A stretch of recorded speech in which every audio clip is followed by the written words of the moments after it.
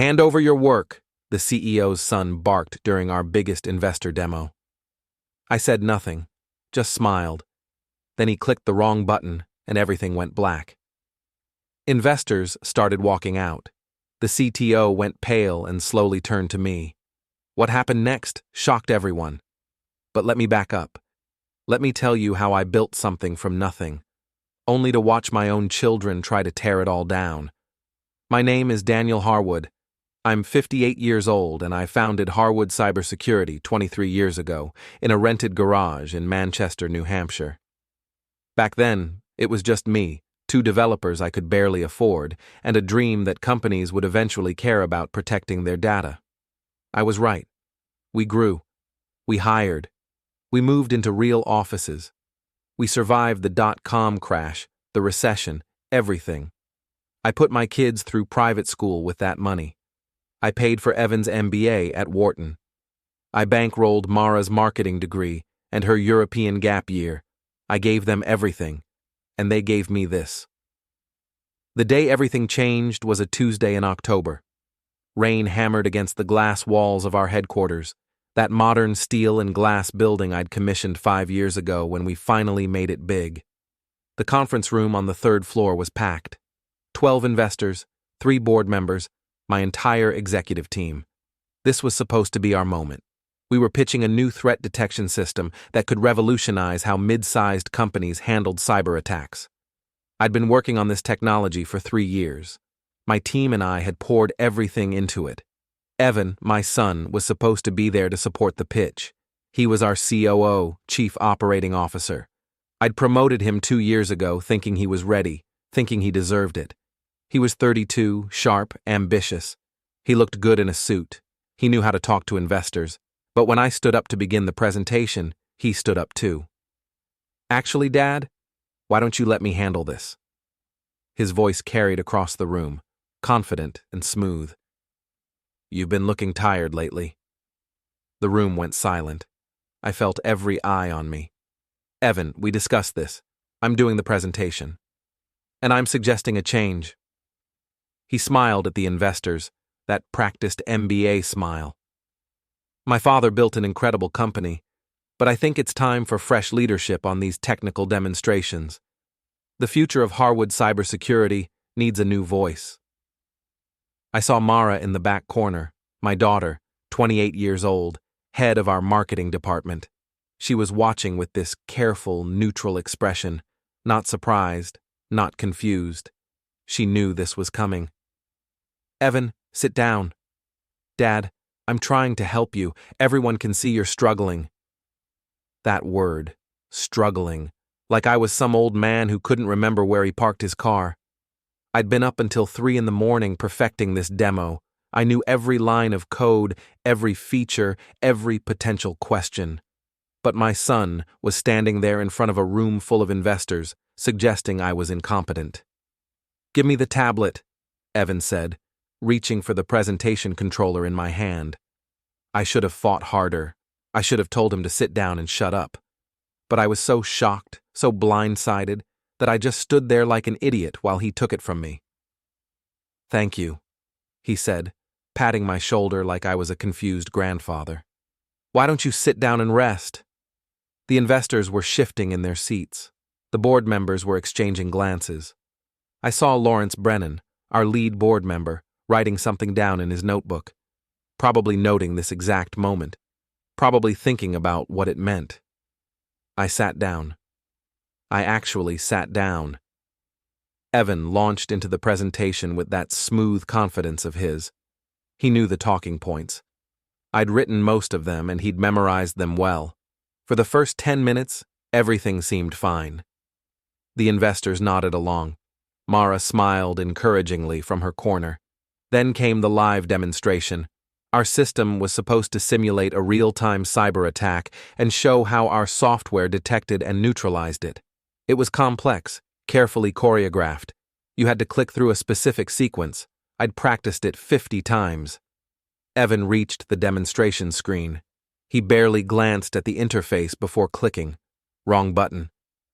The main display went black. Then every screen in the conference room flickered and died. The light stayed on, but every piece of technology in the room just stopped working. Someone's phone buzzed, then another. Emergency alerts. Our entire network had just gone down. "What the hell?" one of the investors muttered. Evan's face went white. He jabbed at the tablet, but nothing happened. The screens stayed black. The demo was dead. Our system, the thing we'd spent 3 years building, looked like it had just crashed our entire company network. This is just a minor glitch," Evan said, his voice cracking slightly. "We can restart and—" "We've seen enough," said Janet Kowalski, a venture capitalist from Boston who'd been considering a major investment. She stood up, gathering her things. "If your own system can't handle a basic demonstration without taking down your network, I'm not interested." Other investors started standing, gathering bags, whispering to each other. "Wait, please let me just—" Evan was pleading now, all that smooth confidence evaporating. Margaret Chen, our CTO, was standing near the door. She'd gone completely pale. I saw her hand tremble as she pulled out her phone. Then, slowly, she turned and looked directly at me. Not at Evan. At me. Because she knew. She knew exactly what had happened.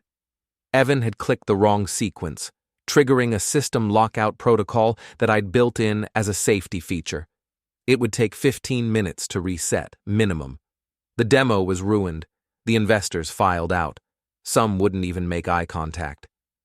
Janet Kowalski stopped briefly near my chair. "Daniel, I've known you for 12 years. You've never botched a pitch like this. What's going on?" I couldn't answer. What was I supposed to say? That my own son had just sabotaged me? That sounded insane. When the room finally cleared, only family remained. Evan, Mara, Margaret, and 2 board members, Lawrence Brennan and Patricia Vance. Evan turned on me immediately. "You should have let me practice the demo. You should have prepared me better." The audacity of it took my breath away. "You took the presentation from me. You insisted you could handle it. Because you were clearly not up to it, and now look what happened. You clicked the wrong button, Evan. You crashed the system because you didn't know what you were doing. I clicked what was on the screen. If your interface is that confusing, that's a design flaw." Mara stepped forward, playing peacemaker, but I saw something calculated in her eyes. "Dad, maybe Evan's right. Maybe the system needs a clearer interface. Maybe we should consider that feedback." "The interface is fine. It's standard industry design. Anyone with basic technical knowledge would—" "Are you saying I'm stupid?" Evan's voice rose. "I'm saying you didn't know what you were doing." Lawrence Brennan cleared his throat. "Daniel, I think we need to have a serious conversation about leadership transitions. This is the 3rd concerning incident in the past month." "3rd? What are you talking about?" "The delayed quarterly report, the client complaint about communication lapses, and now this." I stared at him. "The report was delayed by 2 days because accounting found an error. I caught it before it went out. That's good leadership. And what client complaint?" Patricia Vance spoke up, her voice gentle but firm. "Daniel, we've been hearing concerns from various departments. People are worried about your focus, your attention to detail. Today's incident doesn't help." I looked at Mara. She was looking at the floor. "Mara, what have you been telling people?" She met my eyes, and for just a moment, I saw something cold there. Something that reminded me of her mother. "I haven't been telling people anything, Dad. I've been listening, and people are concerned." "Who? Name one person who came to you with concerns." "I can't betray confidences." "Convenient." Evan jumped in. "This is exactly the problem. You're getting paranoid, defensive. You're lashing out at family, at your own children." "I'm not lashing out. I'm asking reasonable questions about who's spreading rumors that I'm incompetent." Lawrence Brennan stood up. "Daniel, I'm going to recommend to the full board that we conduct a comprehensive leadership evaluation. We'll meet in 10 days to discuss next steps. In the meantime, I suggest you take some time off. Get some rest." I'm not taking time off. We have a company to run. Evan can handle day-to-day operations, Patricia said. He's been doing excellent work. Has he? I thought. Or has he just been telling you he has? But I didn't say it out loud, because I could see how this looked. Old founder getting pushed out by younger generation. Tale as old as time. And if I protested too much, if I fought too hard, I'd just seem more unstable. So I nodded. I agreed to think about it. I shook hands and walked out of that conference room with whatever dignity I had left. In the parking lot, the rain had stopped, leaving everything wet and gray. I sat in my car for 20 minutes, just breathing, trying to process what had just happened. My phone buzzed. A text from Evan. Sorry it went down like that. Let's talk tomorrow when everyone's calmer. Then another text, this one from Mara. Dad, I love you. Please take care of yourself. I didn't respond to either of them. Instead, I drove to a small diner on the edge of town, the kind of place I used to go when the company was just starting out. I ordered coffee and sat in a corner booth, watching the rain start up again, and I thought about everything that had led to this moment. My marriage falling apart 10 years ago, giving my ex-wife the house in the divorce, making sure the kids never wanted for anything, building this company into something valuable, bringing Evan and Mara into leadership positions, wanting to create a family legacy. And now this. I pulled out my laptop. The company network was back online. I logged in using my credentials. Except I couldn't. My password had been changed. I tried my backup account. Also locked. I called Margaret. Daniel? What's wrong? My credentials aren't working. A pause. The board asked me to restrict some administrative access pending the evaluation. It's just temporary. Standard procedure. Margaret, I'm the founder. I built that system. I know. I'm sorry. It's just 10 days. Then everything will be sorted out. 10 days. They were freezing me out of my own company for 10 days. Who authorized this? Lawrence spoke to me this afternoon, before the demo. Before the demo. They'd been planning this before Evan sabotaged me. Margaret, what's really going on? Another pause. Daniel, I've worked for you for 15 years. You're brilliant. But maybe they're right. Maybe you do need a break. Maybe you've been pushing too hard. She hung up before I could respond. I sat there in that diner booth with my useless laptop, locked out of the company I'd built from nothing, and I felt something shift inside me. Not sadness, not shock anymore. Rage. Cold, clear, focused rage. Because I suddenly understood what was happening. This wasn't some organic concern about my leadership. This was a coordinated move. Evan, Mara, the board, probably others. They'd been planning this. The demo disaster wasn't an accident gone wrong. It was a setup that went exactly as planned. Evan deliberately sabotaged the presentation to make me look unstable. Mara had been spreading whispers for weeks, maybe months, planting seeds of doubt. The board was already primed to move against me. They'd locked me out before the meeting even started. My own children were trying to steal my company. I ordered another coffee. I opened a notepad on my phone, and I started writing down everything I knew, every detail, every suspicious moment from the past few months that I'd dismissed as nothing. Evan accidentally CCing board members on emails where I'd made minor mistakes. Mara suddenly scheduling meetings I wasn't invited to.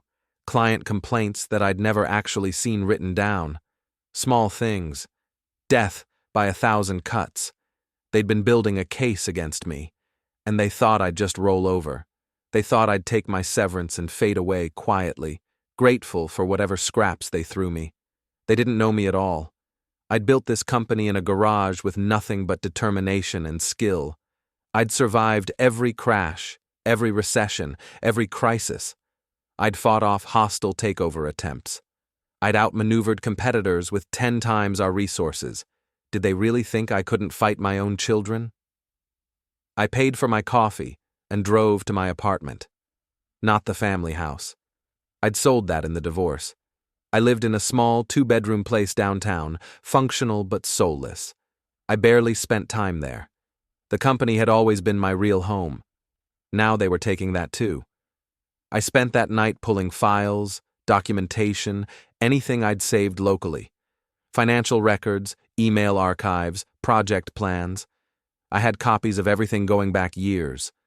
One thing I'd learned in business: always keep your own records. Never rely entirely on company systems. Around midnight, my phone rang.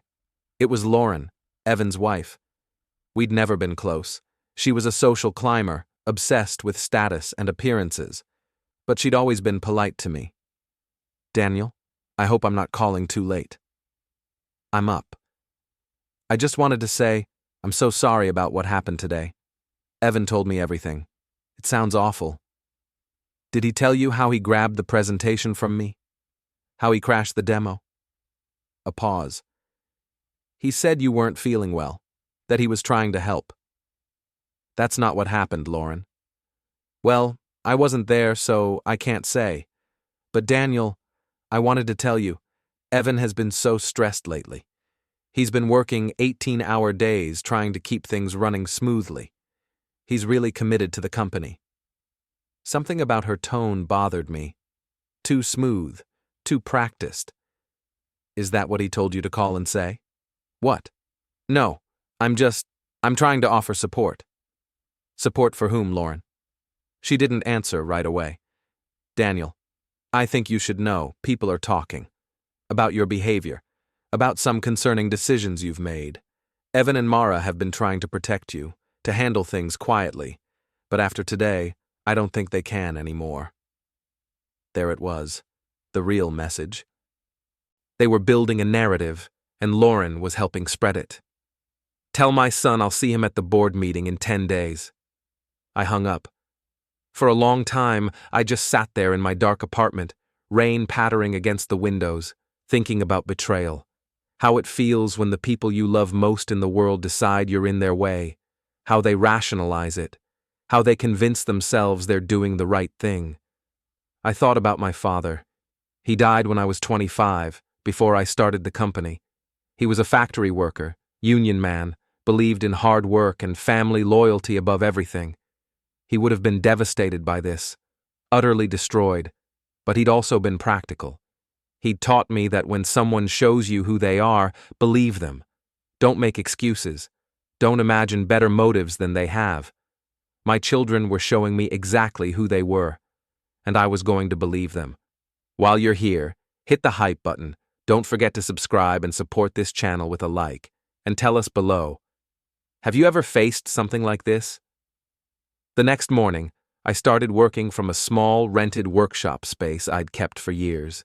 It was in an industrial part of town, tucked between a fabrication shop and a storage facility. I'd originally rented it as a place to tinker with hardware projects, away from the distractions of the office. Nobody from the company knew about it, not even my kids. I set up shop, laptop, monitors, my archived files, coffee maker. Everything I needed. Then I started digging.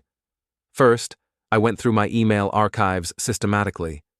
I had every message I'd ever sent or received through the company, backed up locally.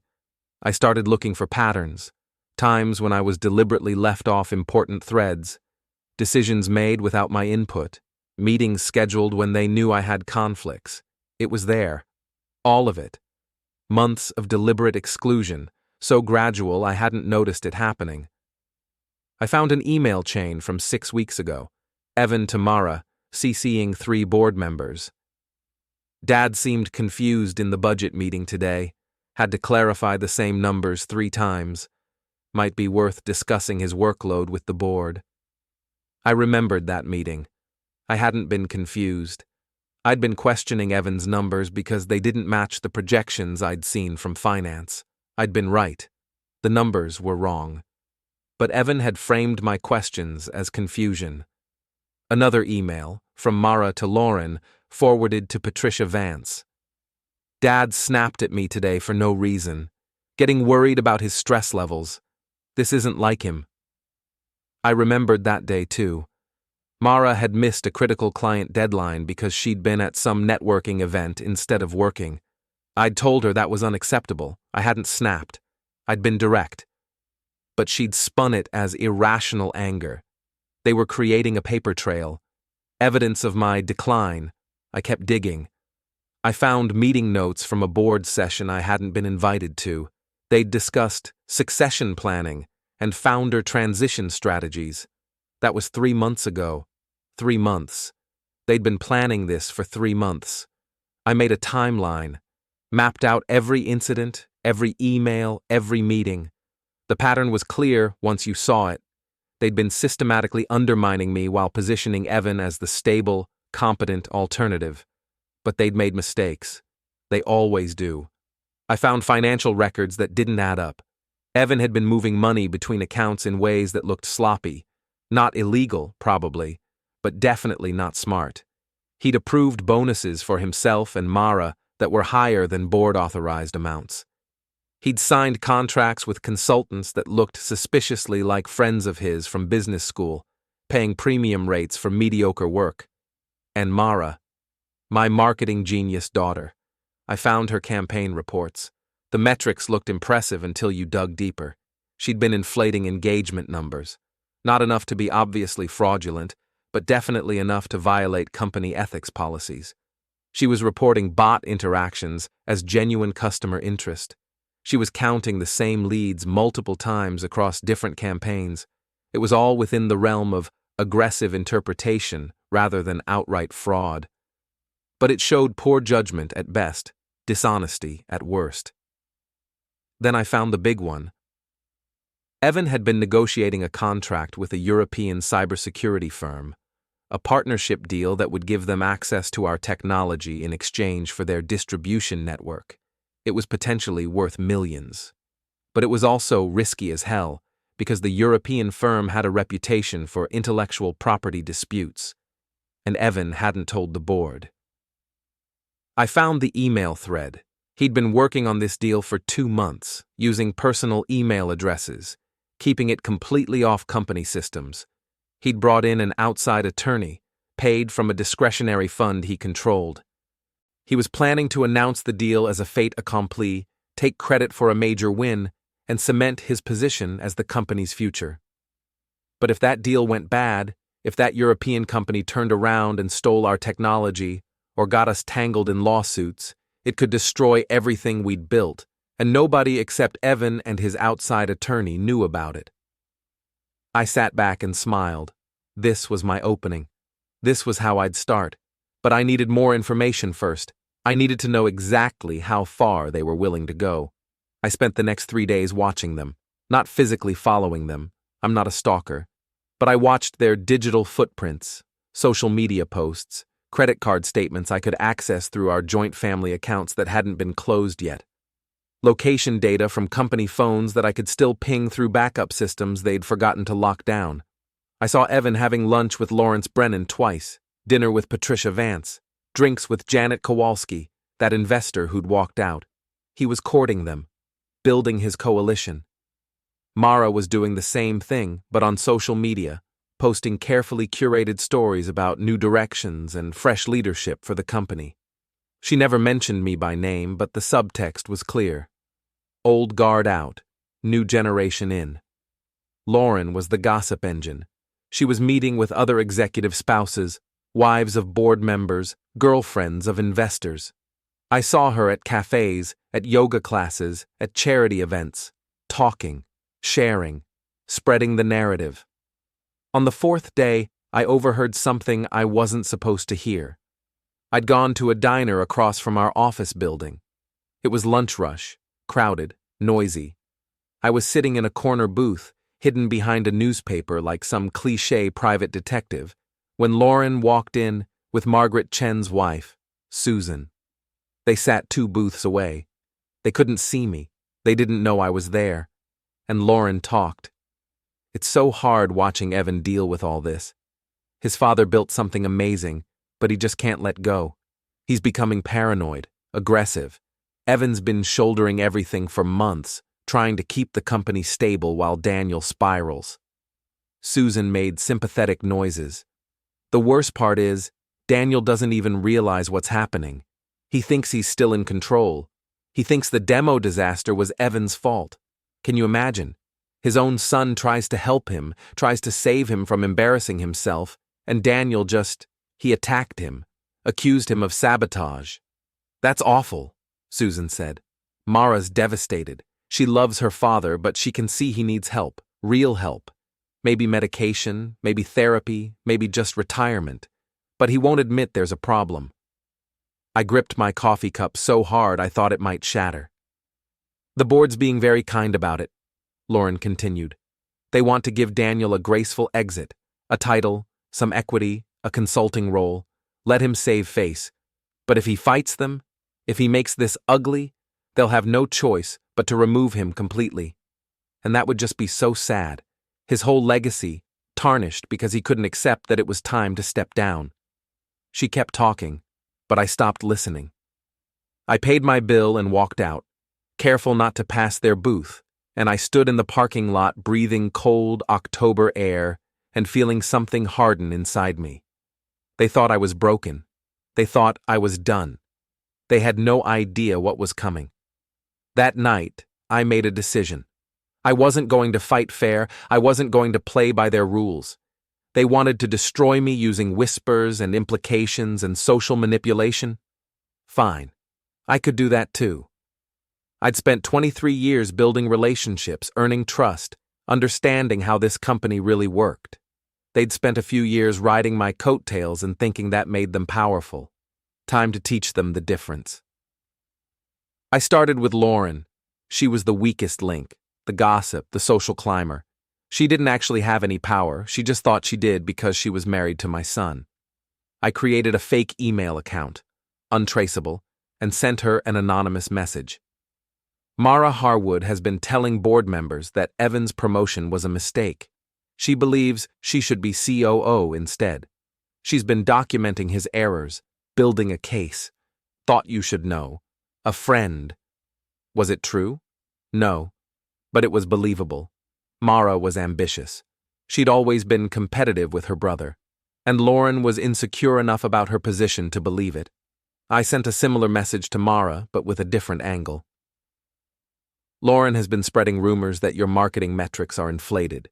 She told Patricia Vance you've been manipulating data. Apparently she thinks if you're discredited, Evan looks better by comparison. Watch your back. Again, not true, but definitely believable. Then I waited. It took 2 days. I was parked outside the office building, watching through binoculars like some kind of deranged detective, when I saw Lauren storm into the lobby. She was on her phone, talking animatedly. 5 minutes later, Mara came down from her office. They met in the lobby. Even from a distance, I could see the tension. They talked for 20 minutes. Mara's arms were crossed. Lauren was gesturing sharply. At one point, Mara turned and walked away. Lauren followed her. They disappeared from view. That evening, Evan called me. "Dad, we need to talk." "About what?" "About you sending anonymous messages to Lauren and Mara, trying to turn them against each other." I almost laughed. He couldn't prove it was me, but more importantly, my plan was already working. If they were fighting, they weren't focused on me. "Evan, I have no idea what you're talking about. Someone sent them messages, trying to create conflict, trying to make them suspicious of each other, and it has your fingerprints all over it." "What fingerprints? I've been locked out of company systems. How would I even send anonymous messages?" He didn't have an answer for that. "Dad, I'm trying to help you. We all are. But you're making this so much harder than it needs to be." "What do you want from me, Evan?" "I want you to step down gracefully. Take the retirement package the board is going to offer. Stay on as a consultant if you want. But let me run the company. Let me take us into the future." "The future you're planning with that European partnership deal you haven't told anyone about?" Silence. "I do my homework, son. I know about your secret negotiation. I know you've kept the board in the dark. I know you're planning to announce it as a surprise victory. And I know that deal is a disaster waiting to happen." More silence. "You've been reading my personal emails. I've been protecting my company, our company, the one I built, the one you're about to destroy through arrogance and stupidity." He hung up. I smiled. Now he was scared. Now he knew I wasn't going quietly. The next morning, I went to the office. I still had a physical office there, even if I couldn't access the computer systems. I walked in at 7 a.m. before most people arrived. I wanted to see my space one more time before everything got ugly. But when I got to my office, the door was locked. My nameplate had been removed. I stood there, staring at the empty brackets where my name had been, and I felt something crack inside me. They'd locked me out of my own office. I heard footsteps behind me. Margaret Chen. "Daniel, I'm sorry. The board ordered it yesterday. They want to limit your access while things are being evaluated." "This is my office, Margaret. I've worked here for 15 years. "I know. I'm so sorry." She wouldn't look at me. "Did they tell you to remove my nameplate too? Or was that your own touch?" "Daniel, please don't make this harder than it has to be." "I'm not making anything hard. You're all making it very easy for me." I turned and walked away. I didn't look back. In the parking lot, I saw Evan's car. He was sitting inside, watching the entrance. When he saw me, he got out. "Dad, wait." I kept walking. "Dad, I'm serious. We need to talk. This is getting out of control." I reached my car. I turned to face him. "You locked me out of my office. The board made that decision. Did they? Or did you suggest it?" He didn't answer. That was answer enough. "Evan, I want you to understand something. I gave you everything. I built this company so you and your sister would have opportunities I never had. I worked 18-hour days for years. I missed your school plays and your soccer games and your graduations because I was building something for you. For our family. I know, Dad, and we're grateful. But that doesn't mean you get to run things forever." "I'm not trying to run things forever. I'm trying to stop you from destroying what I built." "You're not thinking clearly. You're paranoid. You're seeing conspiracies where there aren't any." I stepped closer to him. We were the same height. I looked him directly in the eyes. "That European deal you're negotiating? It's going to blow up in your face. That company has been sued by 3 different partners in the last 5 years. They steal technology, they breach contracts, they're going to take our security protocols and sell them to the highest bidder. And when that happens, when our clients lose trust and our reputation is destroyed, you'll finally understand what you've done." His face went pale. "How do you—" "I know everything, Evan. I know about the inflated bonuses. I know about Mara's fake metrics. I know about your secret meetings with board members. I know Lauren's been spreading gossip about my mental health. I know all of it. And I'm going to use every piece of it to make sure you fail." I got in my car and drove away, leaving him standing there in the parking lot, finally understanding that this wasn't over. Not by a long shot. The airport confrontation happened on a Thursday in late October. I'd been tracking Evan's movements, not physically following him. I'm not a stalker, but I knew his schedule, where he'd be and when, old habits from 20 years of managing every detail of the company. He was flying to Boston to meet with Janet Kowalski, that investor who'd walked out of our demo. He was trying to salvage the relationship, trying to convince her that new leadership meant new reliability. I knew because I'd seen the calendar invite, not through hacking, through Margaret Chen, who still sent me courtesy copies of major meetings. She didn't have to, but she did. Maybe she felt guilty. Maybe she still respected me. Either way, I knew Evan would be at Manchester Airport at 3 p.m., so I went there. I waited in the parking structure, watching the departure area. He arrived at 2:45, alone, carrying a leather briefcase I'd given him when he graduated from Wharton. He didn't see me. He was focused on his phone, probably rehearsing his pitch. I waited until he was inside. Then I followed. I started with Mara's marketing metrics. Those inflated numbers, the bot interactions counted as genuine engagement, the duplicate lead reporting. It It wasn't fraud exactly, but it was dishonest, and it violated company ethics policies. I compiled everything into a detailed report, charts showing the discrepancies, comparisons to industry standards, evidence of systematic inflation over an 18-month period. Then I sent it to the outside consultant the board had hired, the one who was supposed to review company operations. Anonymous, of course, but backed with solid evidence. The consultant couldn't ignore it. It was too detailed, too specific. They had to investigate. Within a week, Mara was called into a meeting with the consultant and 2 board members. They asked her to explain the metrics, to justify the numbers in her reports. She tried. She spun it as aggressive interpretation and industry standard practices. But the consultant wasn't buying it. They suspended her pending a full audit of the marketing department. I heard about it from my janitor source. He'd been emptying trash cans near the conference room, heard the whole thing. She was crying by the end, he told me, saying it wasn't fair, that everyone does this, that her father was behind it somehow. She was right about that last part, but fair? Nothing about this was fair. That was the point.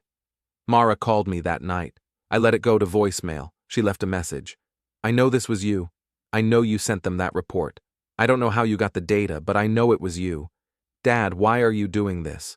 Why are you trying to destroy us? We're your children. We're family. Doesn't that mean anything to you anymore? I listened to the message 3 times, trying to hear genuine remorse, trying to hear some acknowledgement of what they'd done to me. I didn't hear any of that. Just self-pity. Just victimhood. I deleted the message. 2 days later, the audit results came back. Mara hadn't committed fraud, but she had violated company policies regarding accurate reporting. The board demoted her. She was no longer COO. She was moved to a lower-level marketing role with no direct reports and no executive authority. Evan tried to defend her, tried to argue that the punishment was too severe, but the board was already nervous about his judgment. They overruled him, and I watched from the sidelines as my daughter's career at the company crumbled. Did I feel guilty? A little, but mostly I felt satisfied. Now it was time for the big move.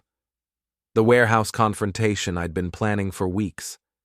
Harwood Cybersecurity owned a storage facility on the outskirts of town. We kept old equipment there, backup servers, archived files. It was rarely used. Evan probably didn't even remember it existed. But I did, and I knew it would be perfect for what I had in mind. I sent Evan a message from a burner phone, simple, direct. I have evidence of your attempts to sabotage Dad. Meet me at the storage warehouse tonight at 9 p.m. Come alone, or I send everything to the press, a concerned employee. Would he come? I wasn't sure. But I thought he would, because he was scared now, scared of more leaks, scared of more damage, and scared people make mistakes. I arrived at the warehouse at 8:30. It was dark, isolated, the kind of place where you could have a private conversation without worrying about witnesses. I didn't turn on the main lights, just the emergency backups, which gave everything a dim industrial glow. Shadows everywhere, stacks of old equipment creating maze-like corridors. Perfect. Evan arrived at 9 exactly. I watched through a side window as he parked his car, got out, looked around nervously. He was alone. Good. He came inside through the main entrance, which I'd left unlocked. Hello? Anyone here? I didn't answer. Not yet. He walked deeper into the warehouse, past rows of shelving units and equipment racks, looking for whoever had sent him that message. Then I stepped out from behind a server stack. Hello, Evan. He spun around, eyes wide. Dad? What, you sent that message? I needed to talk to you. Somewhere private. This is insane. You lured me here with a fake message, pretending to be an employee? I do what I have to do, just like you. He looked around, clearly uncomfortable with the setting. What do you want? I want you to admit what you did. Admit you sabotaged the demo. Admit you've been plotting against me. I'm not admitting anything, especially not here, in some creepy warehouse in the middle of nowhere. Then I guess we're at an impasse. No, we're done. I'm leaving, and if you ever pull something like this again, I'm getting a restraining order. He turned to walk away. I moved to block his path. You don't get to walk away, not this time. Get out of my way, Dad. Make me. He stared at me. For a moment, I saw real fear in his eyes, not of physical violence, but of the situation, of how far I was willing to go. You've lost your mind, he said quietly. You've completely lost your mind. Have I? Or have I just finally seen clearly who you really are? Who I really are? I'm your son. I love you. I've always loved you. But you've made it impossible to work with you. You're controlling. You're paranoid. You won't accept change. The board saw it. Everyone saw it. That's why they voted you out, not because of some conspiracy, because you needed to go. That's what you tell yourself? That it was for my own good? It was for the company's good, which is what you always said mattered most. Something about that hit home. Because he was right. I had always put the company first, above family, above everything, and now the company was being used against me. You want to know the truth? I said. The real truth about why I'm doing this? Enlighten me. It's not about the company. It's about what you did. You and your sister. You betrayed me. You stabbed me in the back, and then you pretended it was for my benefit. You made me look weak, incompetent, unstable. You destroyed my reputation, my legacy, everything I built. You're destroying it yourself right now. No, I'm fighting back. I'm showing you that I'm not some broken old man you can discard. Nobody thinks you're broken, Dad. We just think you're stuck in the past. Behind Evan, I heard a sound. A forklift, parked nearby, suddenly rolling forward. Its parking brake had failed, or someone had released it. The forklift rolled directly toward Evan, its metal forks at chest height. He saw it at the last second. Dove sideways. The forklift missed him by inches, crashed into a shelving unit with a deafening clang. Evan scrambled to his feet, breathing hard. What the hell? Old equipment, I said calmly. Maintenance issues. But he was staring at me with new eyes, wondering if I'd somehow caused that, wondering how far I'd go. I hadn't touched the forklift. The brake really had failed. Pure coincidence. But I let him wonder. I'm done here, he said. And I'm done with you.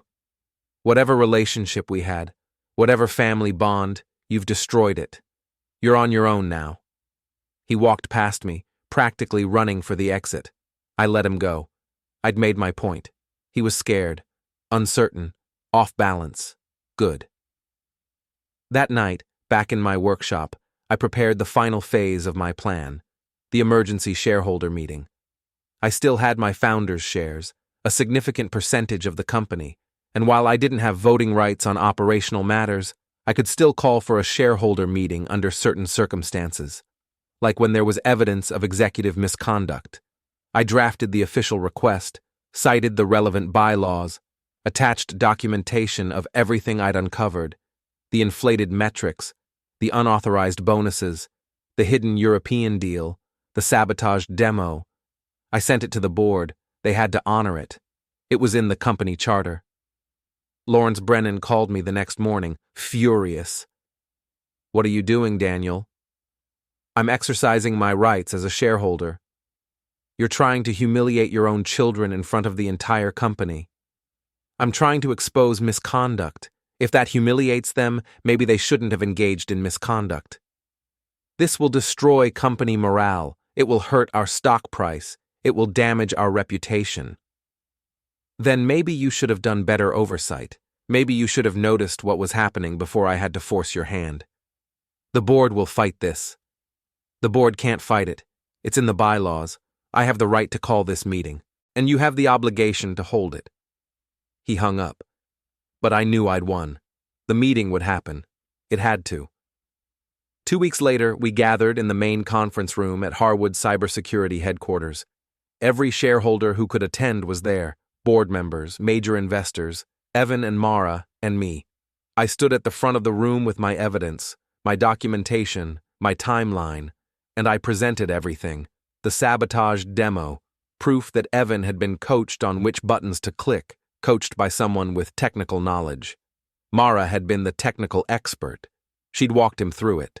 The inflated marketing metrics, charts showing the systematic deception over 18 months, the unauthorized bonuses. Financial records showing Evan and Mara had approved payments to themselves that exceeded board authorization. The hidden European deal. Evidence that Evan had negotiated a major partnership without proper oversight, then tried to hide its collapse. I spoke for an hour. Nobody interrupted. The room was dead silent except for my voice.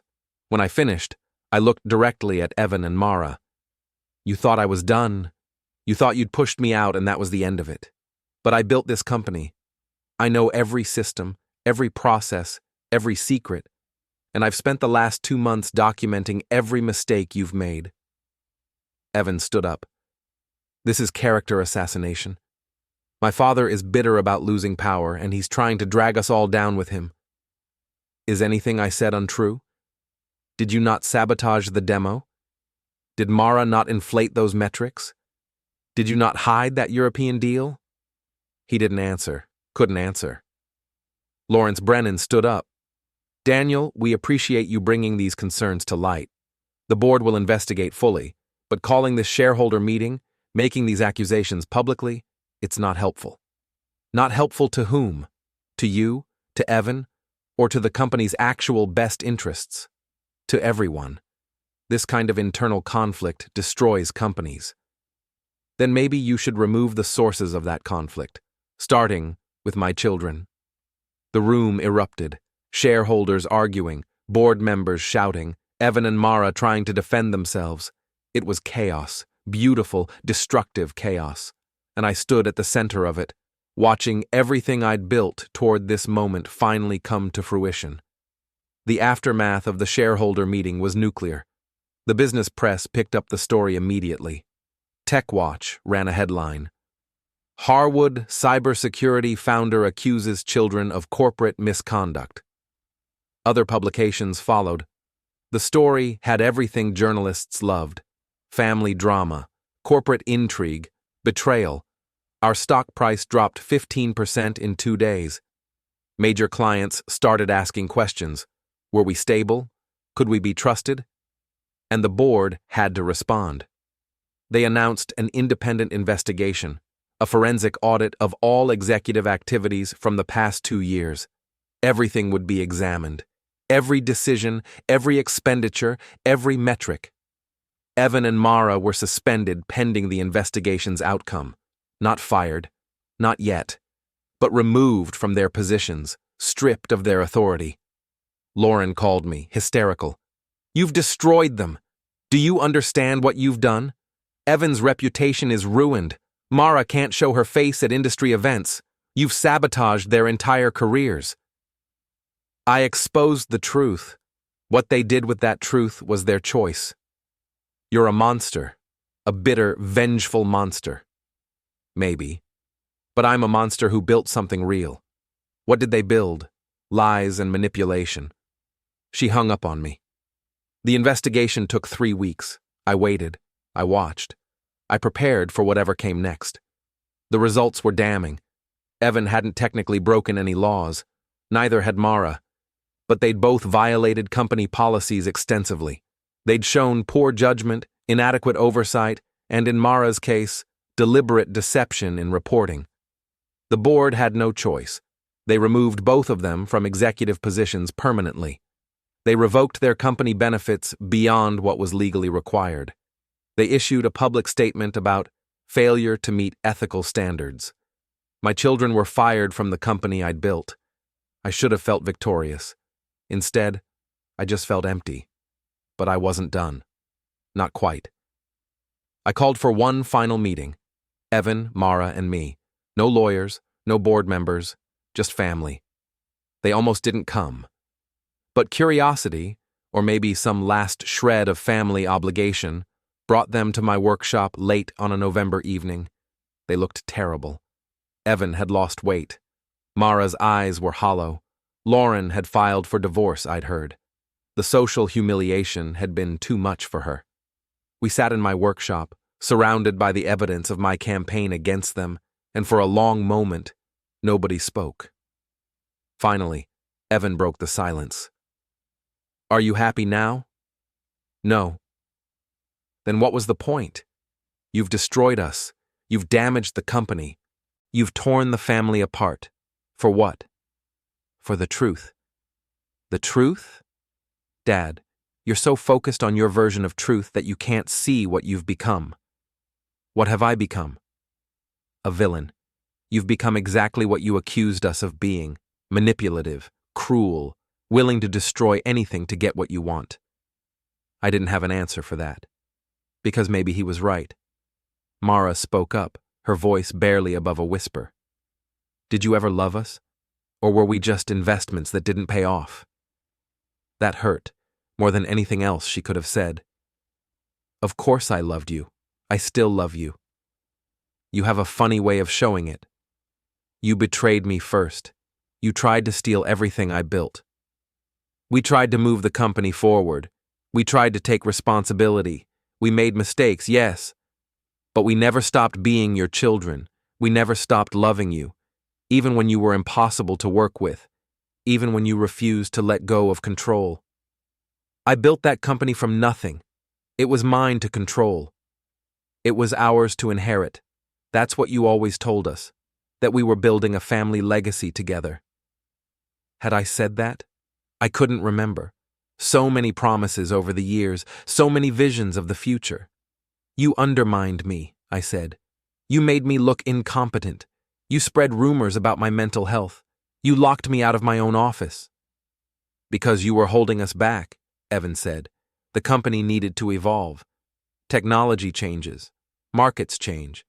Leadership has to change too." "Then you should have talked to me, not conspired behind my back." "We tried talking to you for months. You wouldn't listen. You treated every suggestion like a personal attack." Was that true?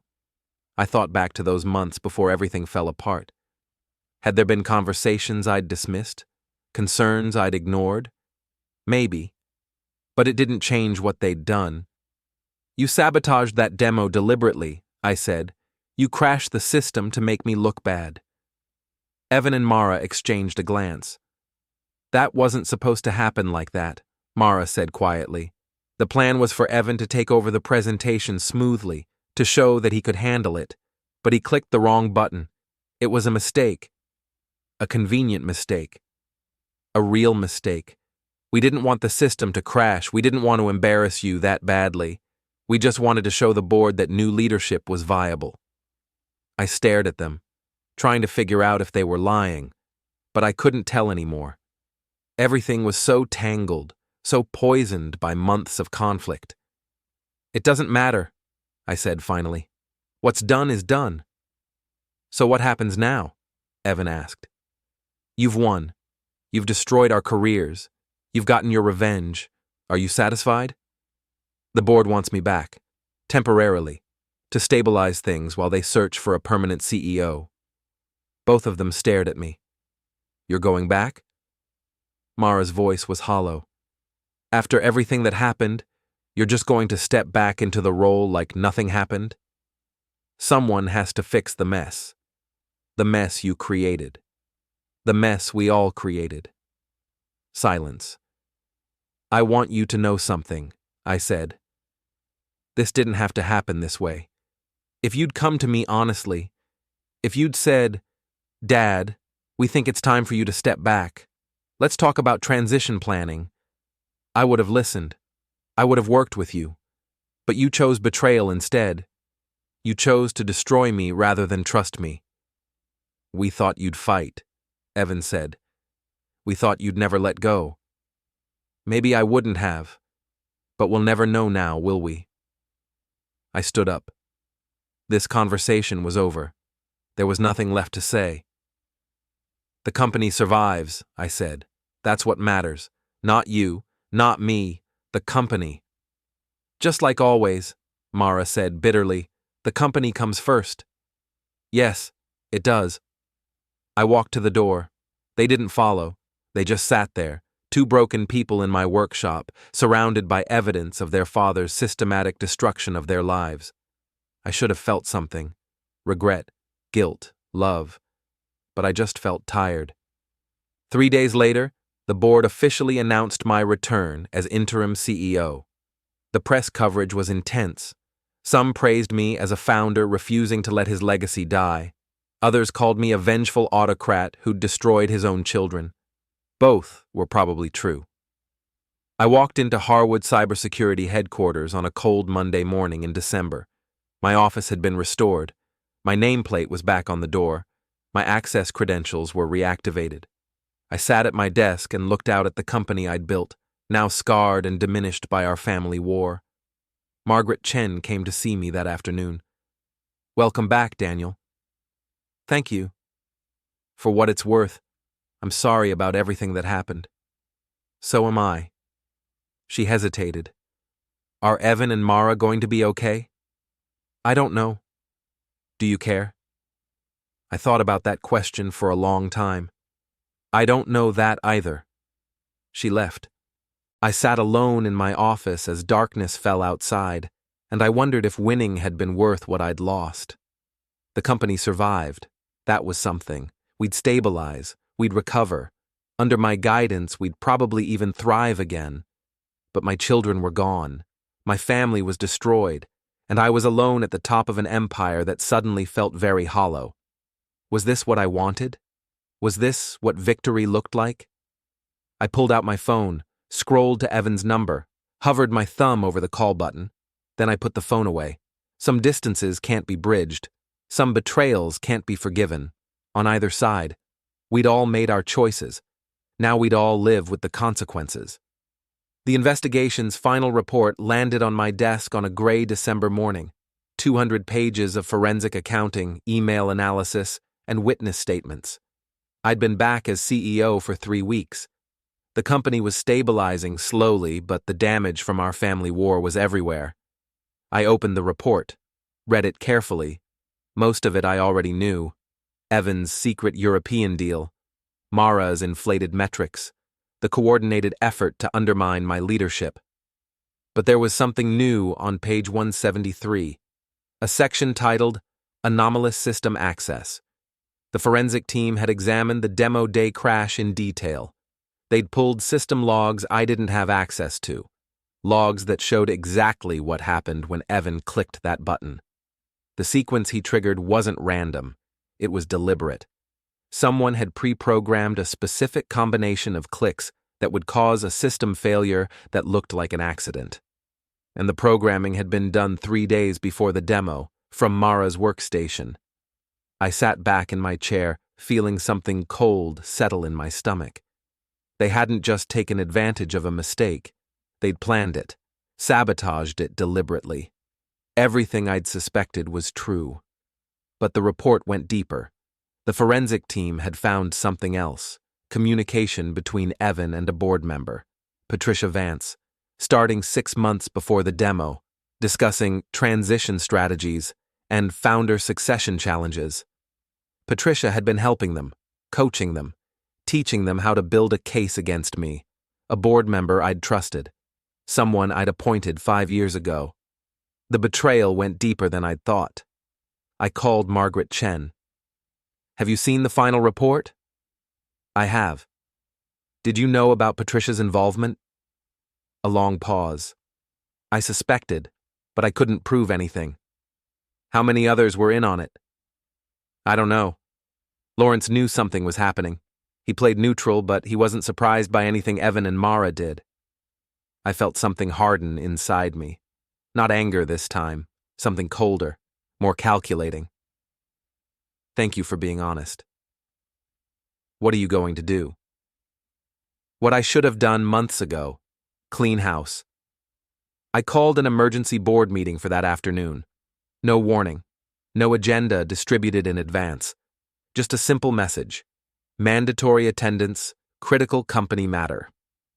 They all came. They had to. I was CEO again. I had authority they couldn't ignore. I walked into the conference room with the forensic report under my arm and a small recorder in my pocket. I wanted documentation of everything that was about to happen.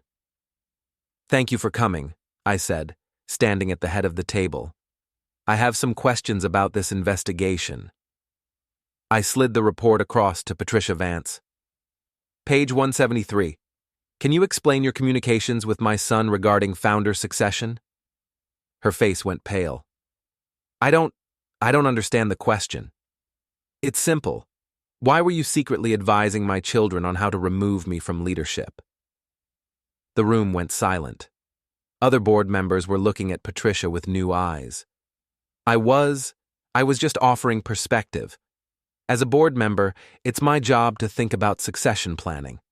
Is it your job to do that behind the founder's back, while actively undermining his authority? Lawrence Brennan cleared his throat. "Daniel, this seems like a conversation that should happen privately." "No, this is a board matter. Patricia conspired with my children to remove me. She coached them on building a case. She helped them manipulate board perceptions. That affects every member of this board." "I didn't conspire," Patricia said. "I responded to concerns. Evan and Mara came to me worried about your leadership. I listened. I gave advice. That's all. You didn't disclose those conversations to the full board. You didn't suggest bringing me into the discussions. You helped them build their case in secret. That's not advice. That's conspiracy." "This is outrageous. I've been nothing but loyal to this company." "To this company? Or to my children?" She stood up, face flushed with anger. "I'm not going to sit here and be accused of conspiracy by someone who spent 2 months systematically destroying his own children's careers out of spite. Out of necessity. They were incompetent. They were dishonest, and you helped them hide it. The board voted to remove you. We all voted, because you were the problem, not them. But you'd already poisoned the well. You'd already spent months priming everyone to see me as the problem. The vote was just a formality." Lawrence stood up now. "Daniel, I think we need to take a break. This is getting too heated." "No, we're going to finish this, right now." I looked around the table at the other board members. Some looked uncomfortable, some looked angry. None of them looked innocent. "I'm calling for a vote to remove Patricia Vance from this board for breach of fiduciary duty." "You can't do that," Patricia said. "You don't have the authority." "I have the authority to call for the vote. The board decides the outcome. So let's decide." Lawrence was shaking his head. "This is vindictive. This is exactly what everyone was afraid would happen if you came back. You're using your power to settle personal scores." "I'm using my power to remove a board member who actively worked to destabilize company leadership. That's not vindictive. That's responsible. It's revenge. Pure revenge. Call it what you want. Are we voting or not?" The vote wasn't even close. 5-2 in favor of removal. Not because they all believed Patricia had done something wrong, but because they were afraid. Afraid of me. Afraid of what I'd do if they opposed me. Patricia stood up, gathered her things, and walked out without another word. When she was gone, I looked at the remaining board members. "Anyone else have secret communications with my children they want to disclose?" Silence. "Good. Then let's talk about the future. This company needs stability. It needs leadership that people trust. It needs to rebuild its reputation. And that's not going to happen with a founder who's become the villain of his own story." "What are you saying?" Lawrence asked. "I'm saying I'm stepping down. Again. For good this time. But on my terms. Not yours." They stared at me. "We'll announce that I'm transitioning to an advisory role. Board seat with no operational authority. I'll help select the next CEO, but I won't be that CEO. And in exchange, the company agrees to end all investigation into Evan and Mara's activities. No further punishment, no public statements. Clean slate." "Why would you do that?" Margaret asked. "You've spent months proving they were incompetent. Why protect them now?" "Because they're still my children. And because I'm tired. It was the truth. I was exhausted. The rage that had fueled me for months was burning out, leaving nothing but ash. The board will need to discuss this, Lawrence said. Fine, discuss. But I want an answer by end of day tomorrow. Or I start talking to the press about Patricia's involvement, about all of your failures of oversight, about every dirty secret I've uncovered in the past 2 months. I left them there, walked out of my own board meeting, went back to my office and sat in the dark, wondering what I'd become. My phone buzzed. A text from an unknown number. I heard about the board meeting. Thank you. Mara. I didn't respond. I just sat there, phone in hand, feeling the weight of everything I'd done. That evening, I went to a bar. Not a fancy place. Not somewhere anyone from the company would go. Just a dive bar on the east side of town with cheap beer and quiet corners. I sat at the bar and ordered whiskey. The bartender, a guy in his 60s with tattoos and a kind face, poured generously. Rough day? You could say that? Want to talk about it? Not really. He nodded, left me alone. That's what I liked about places like this. Nobody expected small talk. Nobody expected you to be okay. I drank slowly, thought about my father, what he would say if he could see me now, if he could see what I'd done to my own family.